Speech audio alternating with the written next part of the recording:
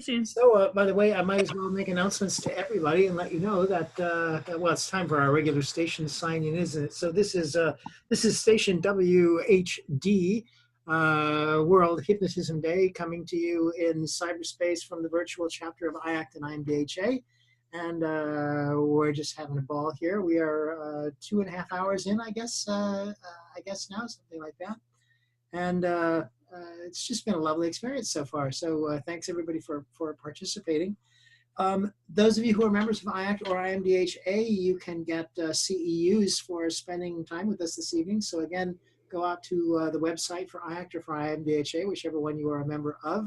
And if you log in with your member ID on the front page of the website, there's a little form that pops up where you can tell them that you attended the World Hypnotism Day program, and that you want those 5 hours back. So go ahead and do that. And in the meantime, I would like to welcome Jason Linett, who is joining us here in the virtual world to share some stuff with us. Hi, Jason. How are you tonight? Hey, I'm doing fantastic. Good.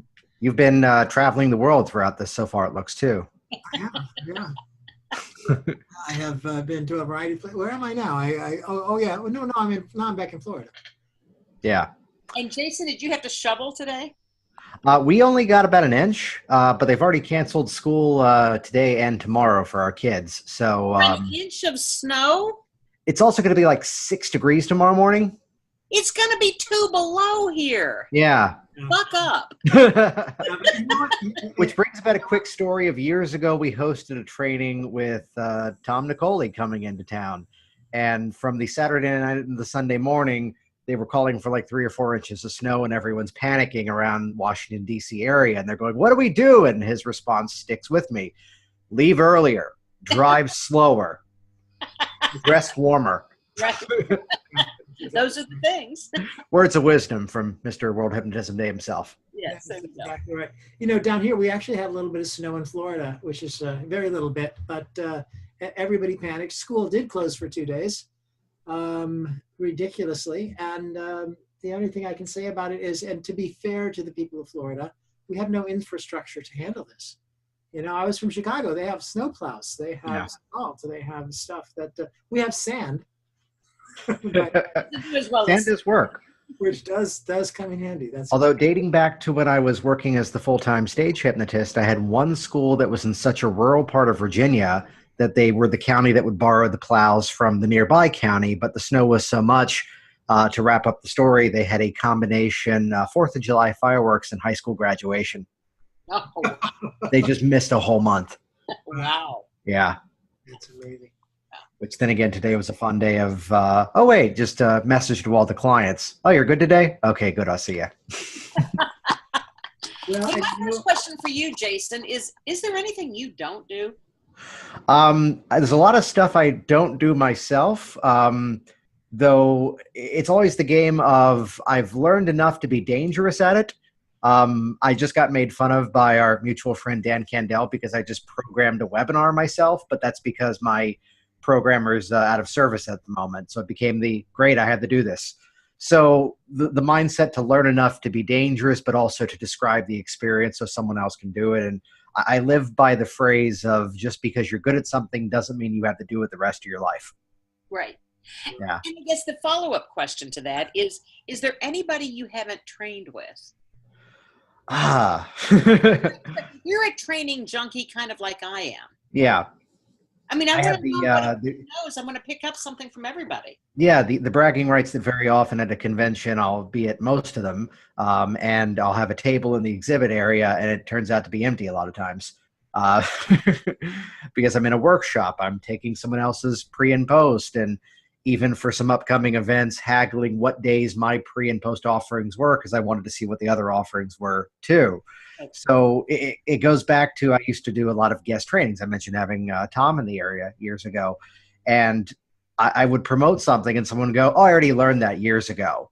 And they're going, that's why you do it again. That's why you go back and revisit it. And I'd share the fun experience that in March last year, I taught a class with Sean Michael Andrews, who's someone I did one of my original certification trainings with.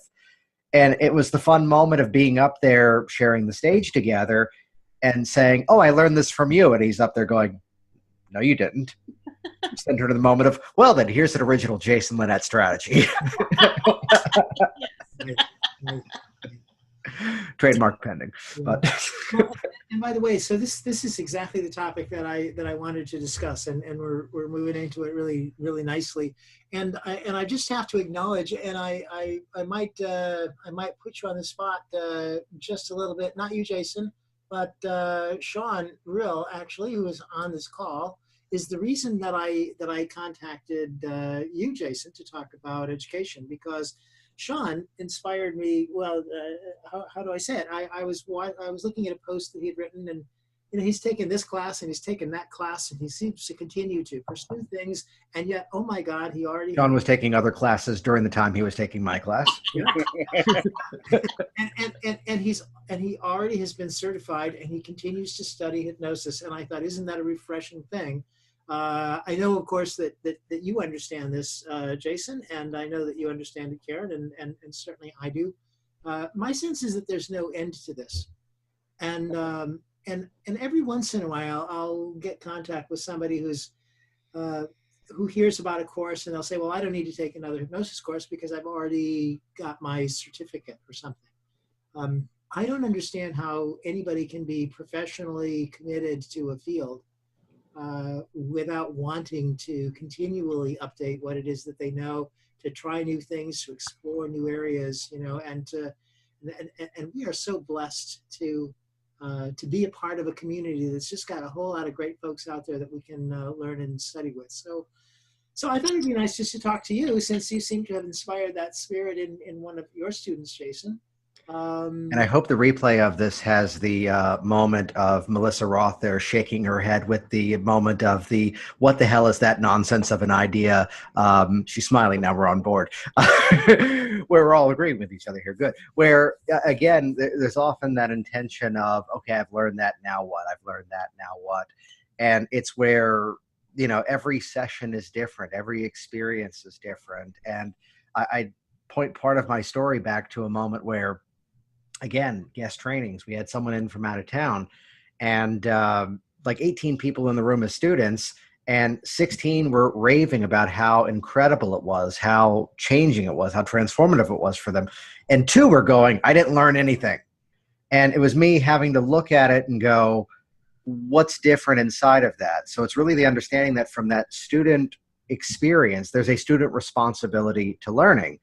And it's where, you're in something, and let's say you're like many of the people who are on this program right now, you're actively working full-time as a hypnotist. You're doing a lot of work out there. You have your own systems. You have your own styles. And it's where at that level of training, it's completely appropriate, if not, I'd say necessary, to be there and realize you're not going to take away the entire platform. You're not going to take the entire style. But it's where this little nuance, that little nuance, this little way of adapting this process, this little way of shortcutting something. I'd share, again, we're here for World Hypnotism Day. It's a moment where, let's say, the category of hypnotic age regression, which I'm not a person who is pro or against any certain strategy. These techniques are only as good as you put them into use. So when the situation presents, yes, I'm going to follow that regress to ISE model. Notice I said model, and then stick within it. Thank you, Karen. Stick within that model and see where that goes. Or here's the other situation where we're going to go nowhere near that in any way whatsoever. And it's where, and this is no discredit to the training, but I was there with Tom Nicoli, and I don't do Tom's style. I don't do a lot of Tom's work, which is a very respectful thing to say. Yet one little statement he dropped is now in nearly every single age regression session I do, where it's that moment where they're supposed to take off running and they're supposed to be telling themselves at the earlier age, this is what you now know, this is what's different, this is what, and so forth. And Tom just muttered the phrase, you've been waiting for most of your life to have the last word on this issue, so get that moment out of the way now. It's like, thank you.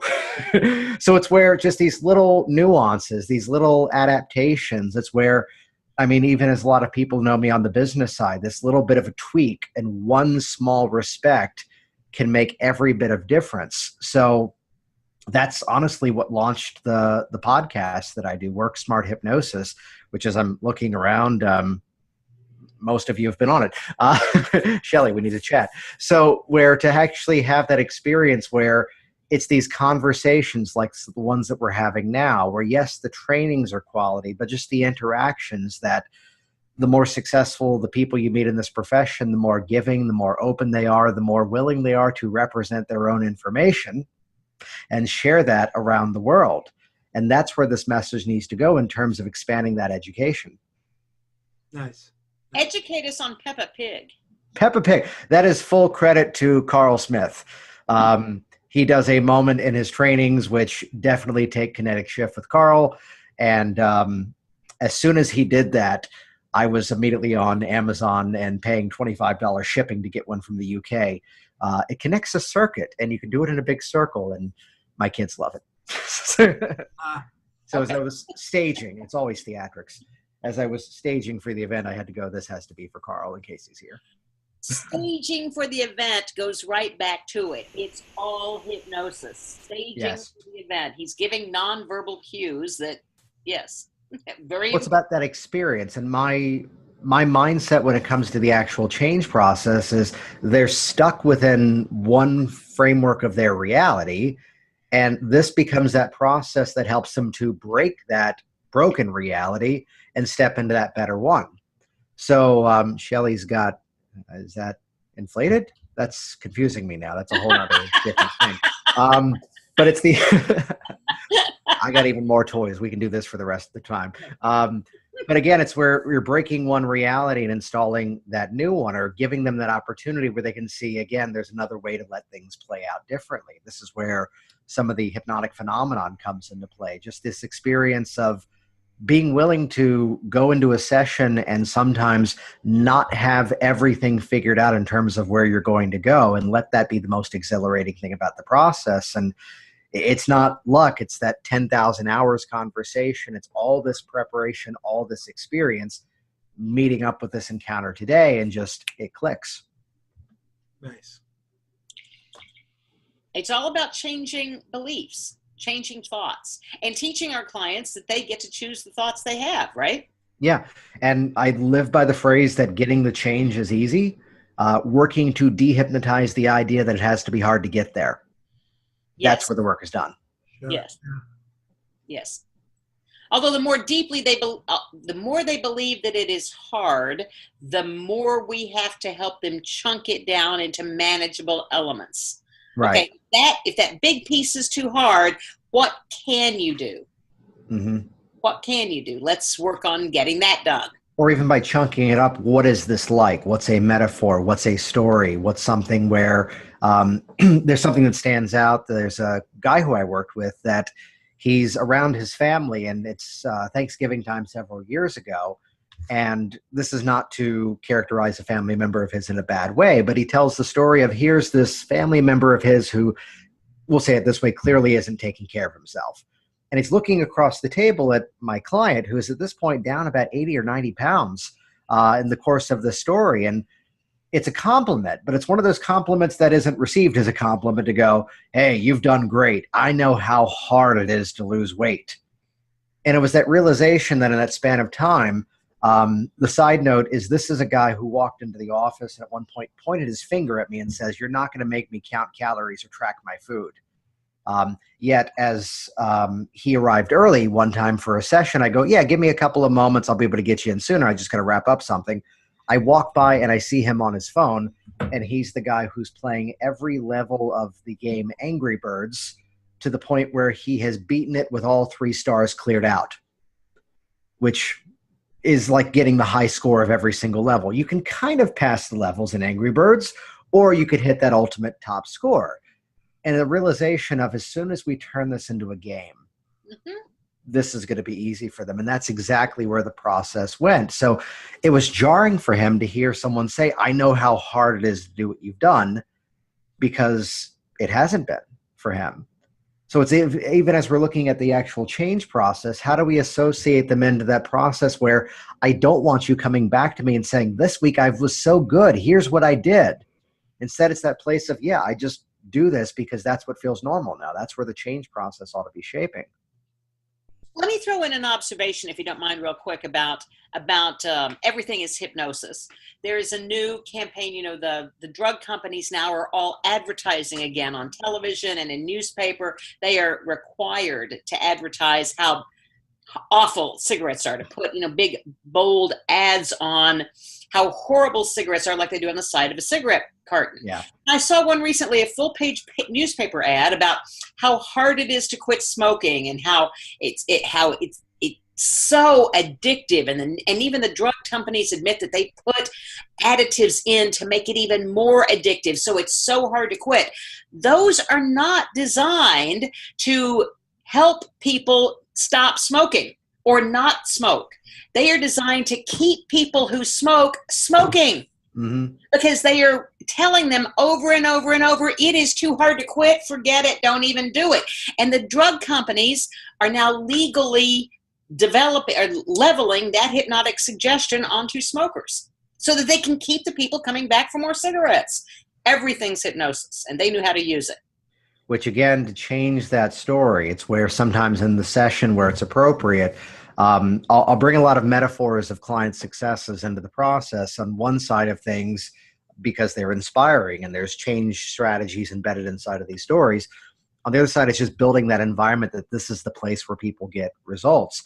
And there's people who have sat in the office chair that, this one had the goal of running a marathon and wanted the motivation to keep up with all of her training. It takes a lot of effort to do that. Here's another moment where here's a guy who wants to break out of his 9-to-5 job and launch his own business. To launch your own business takes a lot of effort. And let's use that smoking example. It's the one time in life where the measure of success is doing nothing. And to let the change process really become as easy as that. And quite honestly, there's one point where I think someone quoted me by saying, the phrase was, yeah, Jason just gets them deep enough so he can tell them just to stop it and they're not offended by it anymore. But yeah, it's where changing that belief structure of here's what used to be the challenge, but now I can see it this way and it just makes sense. Right. And sometimes it's about listening to the client and finding out where they are. Right. And then playing that, then maneuvering around that. So you bring up the point that we're learning from the clients as well, that, it's where it doesn't matter how clever you think I am or any of these other speakers are. The things that will come from your clients at times are some of the most empowering things. That's where I bring up the story that I got my start in all of this by doing stage hypnosis and still do a number of programs every single year. And there's a moment dating back at this point, I think at least almost 11 years now. And I'm doing the classic routine of it's getting really cold. And the reason you do that routine is that it's funny when you then suggest the person next to you is really warm and then they're all huddling up next to each other. And as luck would have it, one day I was doing this program, the guy at the end, a big guy at the end, I muttered the phrase, the person next to you is even warmer. Check out the other side. And he grabbed a hold of me. And wouldn't you believe the luck? Every single time I do that routine now, there's a big guy at the end of the row, and he always by accident grabs me. As if you think that maybe I might be somehow orchestrating that. I wouldn't do such a thing. I absolutely would. So to take an experience of this, where to look at the things that the clients have these epiphanies upon, the things of the clients in front of you. This is why I believe in a multiple session format at times, to go, you're in front of me the next time. What was the most helpful for you last time? What was the thing that stuck with you? And they're giving you every bit of that roadmap in terms of what they need. So it's where to be going into your session going, I'm inside of this multi-phase system. I have to use this specific strategy because this book said so. You're not listening to the client. It's where they come in and they are speaking in metaphors. They're often handing you techniques and strategies. And it's where this combination of being in the moment with your client, as well as just continuing that education, reading books, attending trainings, doing as much as you can, it all meshes together. And suddenly now there's information there when you need it, or crafting something new on the fly based on exactly what they need. I've even heard trainers have the audacity to say, don't listen to the client. What their conscious mind is telling you isn't important. Don't even listen to them. Mhm. Just start doing your thing. Just have them sit down and start doing your thing. Yeah. And it'll come out in the subconscious. Well, okay, go for it. Do it. Do it that way. Good luck. Sometimes you have to listen to your clients. I did, yeah, I would agree. I think, promise, Jason, that you would do, that I would ask you about your all positive pre-talk. Yeah. Would you give us the rundown on that, please? Sure. The brief history of this was that, and this isn't specific to one person, that the more I interacted with the idea of the pre-talk, I was seeing that it was doing something that I couldn't think of any other profession besides ours did, which was that we start our process by telling our clients what's not going to happen. You know, I'm not going to make you tell secrets. You're not going to get stuck. You're not going to do this. You're not going to do that. And these are things that just generally other professions don't do. I mean, simple, we're having to replace part of our chimney. And as they're there, they're explaining, okay, so we're going to go in, we're going to put a spring on this thing, we're going to raise this, we're going to replace the grouting around the brick. He's explaining exactly what he's there doing.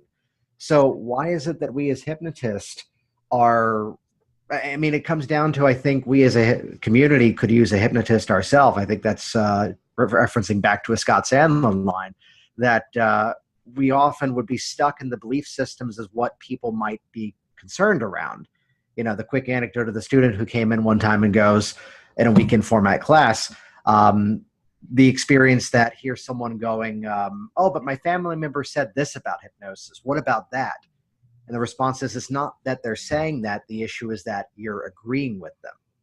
So for the pre-talk to become more effective, in my opinion, it had to be talking about what is going to happen. So in our process together today, you're going to hear everything I say. You're going to remember as much as you would from any normal conversation. You know, just for movies and television, we get the idea that this might be some sort of loss of control, some sort of loss of awareness, when instead it's the opposite. It's helping you to take care of all these things, to take back control of all these things we've been talking about so far. Though the question would often be is, you know, what does it feel like when I'm hypnotized? How do I know when I'm there? And understand that even throughout the process together today, there's certain moments where you may feel a deep relaxation, like you're sinking into that chair. There may be other moments where you feel this almost kind of light and floating, disconnected feeling, or maybe even there's some moments where you discover this almost miraculous feeling that you're just sitting in a chair and I'm talking to you. Whatever you feel is what you're supposed to feel. And so because of that, that's where together we're going to layer in magical moments of hypnotic phenomenon, which are kind of interesting for you, yet they're mostly there for me. So simply put, when you're responding to this style of suggestion, that tells me I can use this style of technique. And then a few moments later, you're now much deeper in hypnosis, responding to these instructions, and oh good, now I can use these strategies. So it's a much more calculated process from my side of things. There may be some moments where you find yourself so deeply interested in every single word that I say, and then sometimes your mind wanders off to who knows what, really let it. You know, it's the bypassing of this part of your mind. So really, as you notice your attention coming and going, take it as a nod of just how well you're doing. And one other final thing, I'm working with this guy a couple of years ago. Session goes textbook, but at the end of it, he's looking at me nervously and he goes, I don't know if that worked. Like halfway through, my nose was itching. If I scratch my nose, does that pop me out of hypnosis? So because of Frank, I have to tell you today, Karen, you're allowed to scratch your nose. Cough, sneeze, adjust, whatever it is, I don't judge. Seriously, just get comfortable. Do you have any questions before I hypnotize you? So in that pre-talk delivery, it's not done for the sake of time. It's done for the sake of I'm looking to indirectly hit all the myths and misperceptions, misconceptions of the process. But more importantly, it kind of goes back to that old adage of sales 101, satisfy objections before they arise. I'm covering the fact that there's not one specific hypnotized feeling. There may be different flavors of it throughout the process. I'm covering, we're going to be doing moments of hypnotic phenomenon, which quite honestly, there are many people who don't use those because they're afraid that they don't work. But at the same time, there's people who are afraid of what do you do because that's a stage hypnosis thing. That doesn't have anything to do with the change process. But now I'm qualifying why we're using it. And also beautifully inside of that, excuse me, there it is. There's a moment to just stare down my client during the pre-talk and say, you're going to be deeply hypnotized. And just set that full expectation of the process. And it's all done matter-of-factly, which I'd give a quick reference. If you just go to worksmarthypnosis.com, we're about 145 podcast sessions in, several hundred hours of content have been released there for free every Thursday. New episodes every week. This today, actually, a brand new session specifically on the concept of the hypnotic contract. But I'm bringing that up here because session number 1 is a deep dive with all the psychology behind that specific pre-talk strategy, just as a resource to everybody there. Mm-hmm. It's a great resource, and I get that in my where do I get it? Facebook, I guess. Somehow or another, I'm aware of it when new things come out. You've certainly got me on your lists. How do people get access to it that haven't seen it before in the first place? How do they get hooked up with you? And forgive me, it kind of dropped out there on the sound for a second. Were you just basically asking how can people get access to that? Yeah. So people who haven't been getting your mailings or anything like that or don't know about it, how can they get notices when new podcasts? Right. Easiest way to keep track of me is that there's a strategic game that I'll mention here, and this is kind of a marketing strategy I'll share.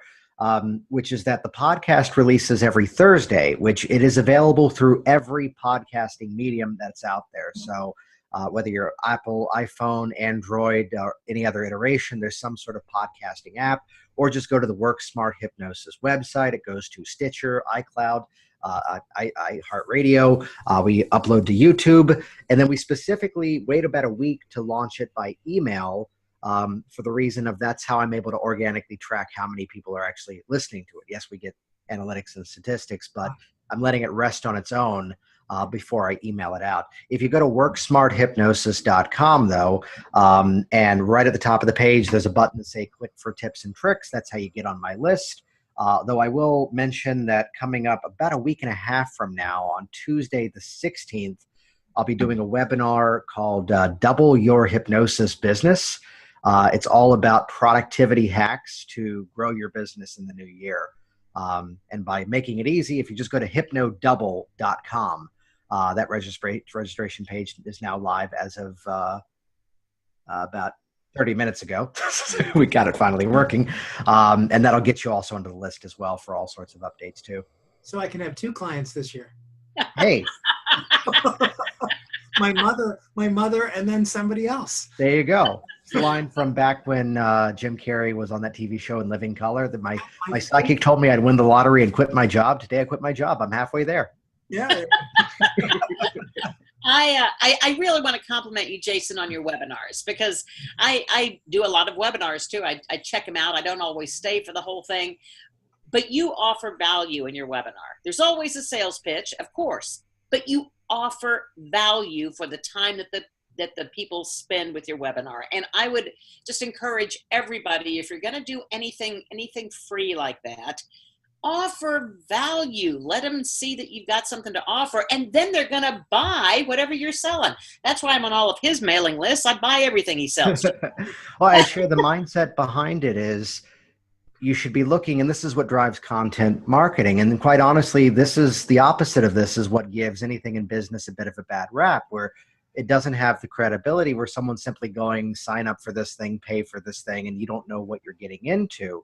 So to effectively drive a business nowadays, I mean, in this 21st century, here we are in 2018, the old game of the direct response, hey, call this number to book your session, isn't working as well as it did before, because people do business with who they know, like, and trust. So it's where my goal of everything that I do, and this is what you should aim for, the experience of your website, of information you put out there to your own potential clients. The goal should be is that whether they book with you or not, they should have an outstanding experience and they should leave better from it, even if they don't become your client, even from the phone consult. Even if whatever the reason may be, they don't book with you, they should leave that interaction better than when they came in.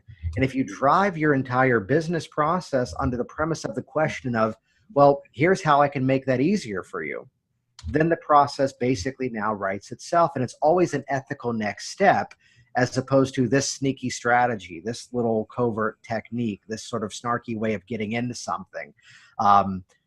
So there's a way that it ought to be done. And the goal is, again, to make sure that if we're presenting something, it's not just a pitch for an hour to go, okay, now here's the sales button. It's instead to go, here's some real workable information. So it's where to be willing to do things within your business that you can't necessarily see the result of right away, I think is one of the most inspiring things to look at, to go, again, how do I provide this outstanding experience for somebody? So when it's the right time for them, that's when they take the next step. So Great. Jason, there's a question up here for you that I'd like to pose to you. How do you, Met asked it, how do you balance speaking with confidence about your ability to help a client and not over-promising? I will give you my current disclaimer, and I think this will best to answer it. Hey, Barbara just hopped in the room. My disclaimer is this, which is that for those people that follow through with all their scheduled appointments and make use of the process that I share with them and show up to their appointments and ready to do the work, that's the group of people who probably, we could say, might be close to around 100%. For those people who leave the process and they're a little frustrated with how it resulted, how it played out, to say it politely, in most cases, they're not blaming the hypnosis. So it's where in that phrase, I am setting every bit of criteria and I'm giving every bit of disclaimer away from a ridiculous number to say, here's the categories, it's probably close to this, where it's putting that ownership back on the client to go that you've got to be a part of this. You've got to show up ready to go with it. So really the over-promising is that I am over-promising, here's why it's going to work. But at the same time, I'm also over-promising, and here's the criteria where it's not going to work. I'll give you a perfect example, which is that I had a client a couple of weeks ago that just, it was not clicking. It was not clicking. And I posed that exact scenario to her to say, here's what we can do at this point. We've got one more scheduled appointment. We're only about 10 minutes in today. Let's call it here. I'll refund the balance. Or here's what has to happen. And when you're ready, call me back and I'll give you an extra session on me. Which one do you want to do? And it's, again, from a place of absolute transparency.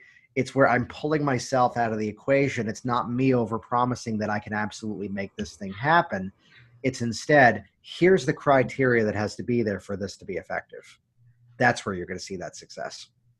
I like to talk to my clients a little bit about it being a dance. That we're going to do a dance, and we both of us are leading. Both of us have to do the steps. I lead first. Yeah. And then you learn how to take over the steps and go from there. Deborah, unmute yourself for a moment. Deborah Yaffe, she's got a couple of things she wanted to add to this, Jason. Unless you just wanted me to read your questions. Deborah. Oh, she's not indicating. Okay. She's nodding with approval. So she was agreeing that it works if you work it. So work it because you're worth it. And she likes Tom Nicoli's phrase, hypnosis is magical, but it's not magic. Mm-hmm. I put on my website, hypnosis is not magic. It's not voodoo. It's you do. Come on in and I'll help you do it. Because it's kind of true, right? Jason, an easy way, I know Work Smart Hypnosis is the easiest way to get to you. Is that your recommended method for someone who wants to contact you? Yeah, that's the easiest way. Of course, find me on Facebook or shoot me an email. I'm just Jason. I'm in Virginia and I do hypnosis. So Jason at Virginia. Jason, I'm in Virginia and I do hypnosis. Yeah, so Jason at virginiahypnosis.com. And then all sorts of events coming up. I'll be at the Ultimate Stage Hypnosis Conference later this month. We've got WorkSmartHypnosisLive.com coming up in March. Pre and post conference at HypnoThoughts Live. So check those out. That's Hypnotize with Conviction, which is all about the hypnotic phenomenon. That's the pre. Then the post is the second year in a row, Hypnotic Products, all about building your own passive income machines. The world has become a whole lot smaller and you've got to reach bigger than your own local market. And again, all the details of everything over at WorkSmartHypnosis.com. Though in the meantime, too many websites, hypnodouble.com. That's the productivity hacks webinar that's coming out on the 16th, which if you can't be there at the event, replays will be made available to all those who sign up. Perfect. And replays of this will be made available, of course, on the virtual chapter site on Facebook, and also links to everybody and that kind of thing. Jason, thank you so much. We really Thank you so much for having me here. And there's only 365 shopping days till the next World Hypnotism Day, so start planning. That's right. That's right. We appreciate you being hang out. Michael Watson is now in space.